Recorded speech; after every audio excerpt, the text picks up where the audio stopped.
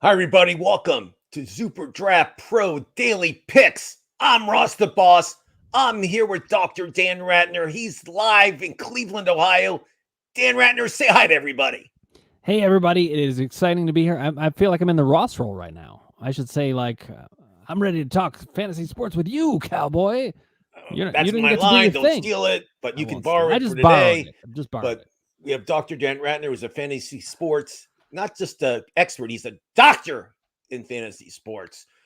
You heard me. He's a doctor. So let's talk about last night's football game. If you want to call it a game, Dr. Dan. I mean, I was sitting there like Atlanta looked horrible. I mean, I kind of predicted it. I mean, it's Matt Ryan was just overwhelmed. The rookie Mac Jones looked unbelievable. I mean, the Patriots have won, I want to say 5 in a row. They started 1-3 and now they won 5 in a row. They look unbelievable. What do you think? I mean, I think the first thing that tends to be on everybody's minds when they see the Patriots do well without Tom Brady, or they see Tom Brady do well without the Patriots, is that question.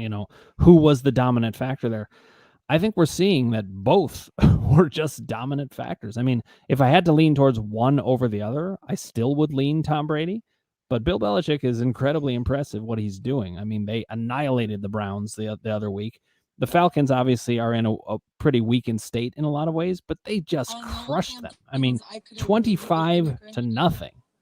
Just complete domination.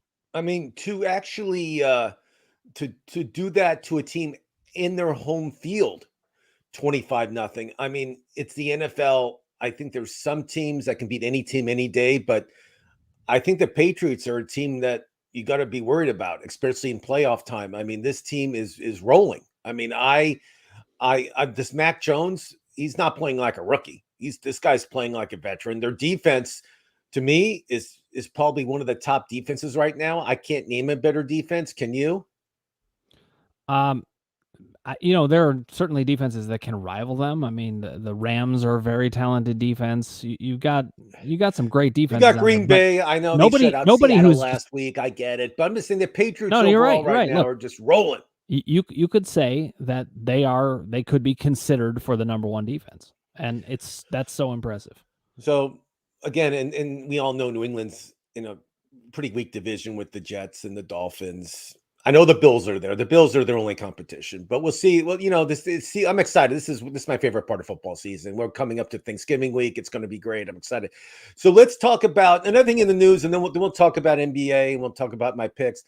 Antonio Brown. I don't know if you read the article, but his ex cook that he owes $10,000 to hasn't paid him, it's like for Antonio Brown, this happened a couple years ago too. It's like a trend with him. So if you want to be Antonio Brown's private chef, I suggest you get paid up in front, Dan. So if you ever want to trade professions and you're cooking for Antonio Brown, make sure you get paid up front. Do you understand?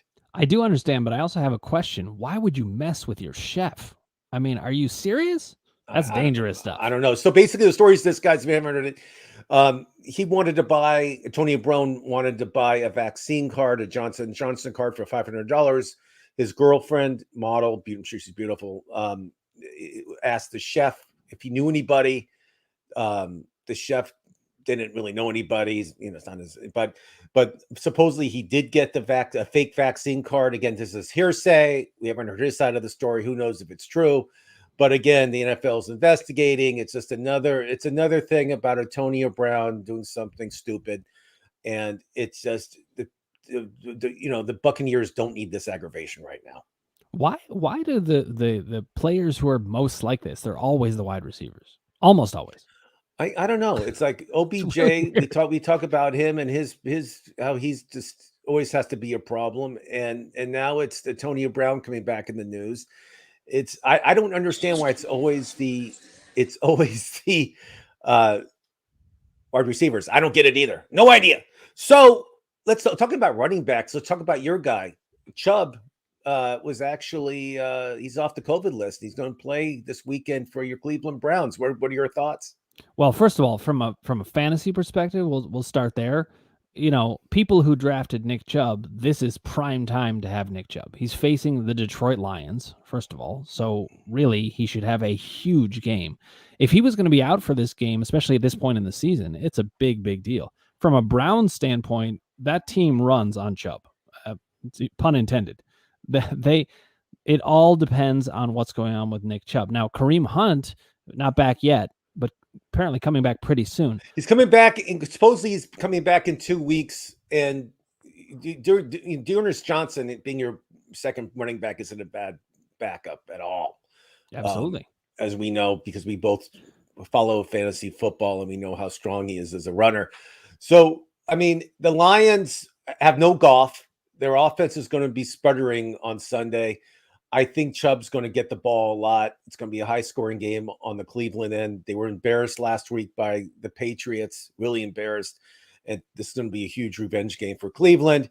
And I think we'll see it. We'll see a lot of scoring on the Cleveland side. I think Chubb's going to have at least 3 touchdowns. What do you think? I could definitely see it. I would say 2 is probably even more realistic, just because, they might give it to D'Ernest at a certain point. And also, if the Browns do their job well, I hate to say it, but this game should be over mid-third quarter. I think you're right. I mean, I think there'll be a lot of running. Mayfield's not 100%. They don't want to risk him getting more hurt, actually. I think if you have D'Ernest Johnson, I think he's a decent play. He's going to get some run. I mean, I will say he's not Kareem Hunt in that he runs with I think a little more similar style to Chubb more than to Kareem Hunt, and that's what I like about Hunt and Chubb together, is they have different kinds of running styles. But D'Ernest Johnson is kind of a sneaky play here. If you have a desperation play, you could do a lot worse. And do a lot worse. And you know what? D'Ernest Johnson, for me, in the past, has done very well on my fantasy teams and on Superdraft Pro. And talking about Superdraft Pro, let's talk about today's games is NBA. If you haven't joined Superdraft Pro, please just message me. I'll tell you how to do it. It's fun. It's easy. And it's all about fantasy. You don't pick teams, you pick players. And it's great. I mean, I've actually doubled my money since I've started this. And it just gets better every day. And if you do the elite package, you get 4 games a day, which is 120 games a month. And it's fun. So let's talk about NBA. Let's talk about guard play for today. These are the guards I'm starting, and then we can talk about it. I like Reggie Jackson, not the baseball player. He's not playing in the NBA.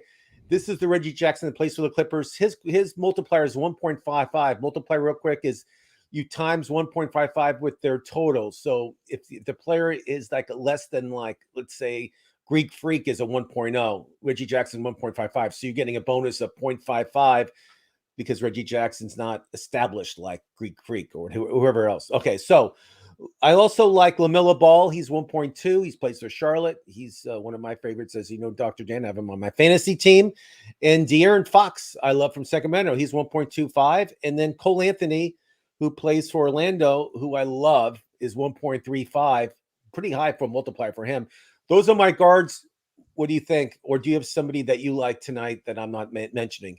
Well, I was thinking about this. It's weird, but for whatever reason, I find that basketball on Superdraft is the one that I'm still trying to figure out the most. Like I get the multipliers with football. I understood it with baseball before when that was in season.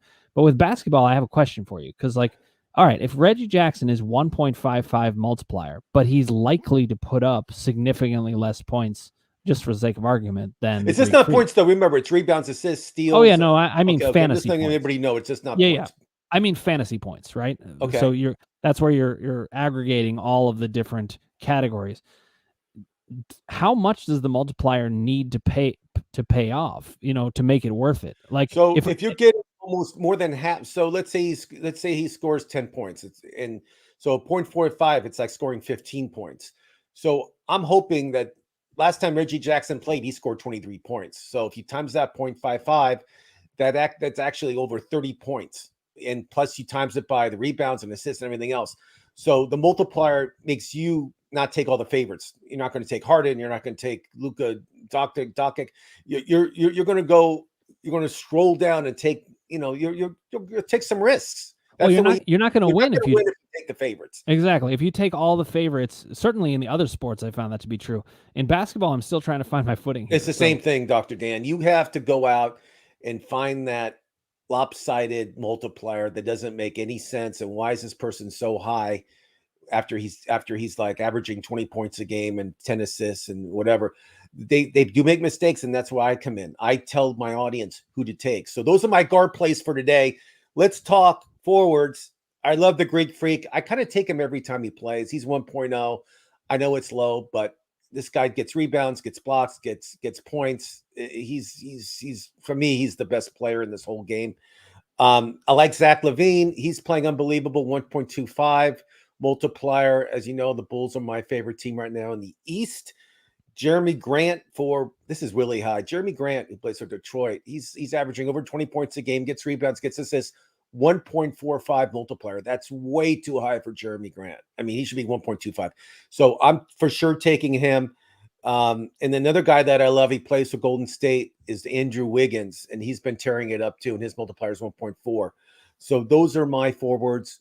Do you have any thoughts? Well, I'm going to mention a couple that I have my eye. Right. Miles Bridges is 1.3, and he's so Miles Bridges, the one. There's two Bridges, but he's the one that's Charlotte, plays for Charlotte, and he's been like 30 points a game sometimes. He's great. But honestly, you could pick them both because Michael Bridges is 1.45 multiplier, and he was even better last year. But Miles Bridges is really emerging this year, I think. So he's one of my picks.